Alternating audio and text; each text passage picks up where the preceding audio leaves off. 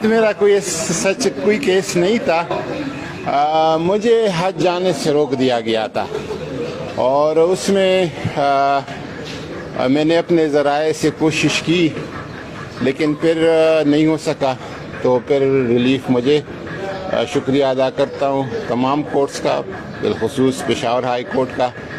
انہوں نے پوچھا ایف آئی اے سے کہ کیوں حج سے فریضہ حج ادا کرنے سے کوئی اپنے شوق سے اپنی ذوق سے اللہ کے حضور اور نبی کریم صلی اللہ علیہ وسلم کے روضے پہ جا رہے، کیسے آپ روک سکتے ہیں؟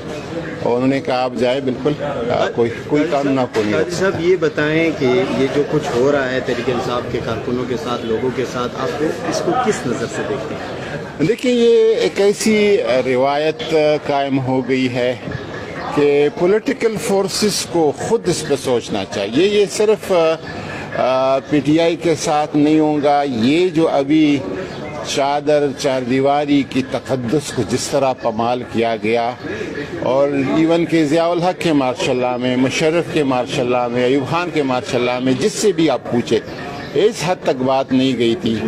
یہ آئندہ تمام پولیٹیکل فورسز کے لیے بہت ہی مشکلات کا باعث ہوگا۔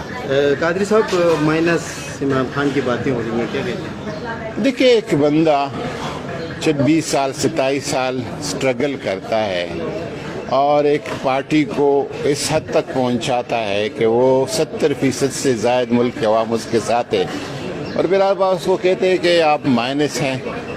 کون سا قانون، کون سا ضابطہ، کون سا کچھ دنیا میں کوئی دکھائے کس وجہ سے یہ نہیں چلے گا؟ یہ چلانا چاہیں گے تو قوم نہیں مانیں گے۔ آپ کھڑے عمران خان کے ساتھ؟ بالکل اسی طرح کھڑے جس طرح کھڑے تھے اور کھڑے رہیں گے انشاءاللہ تعالی۔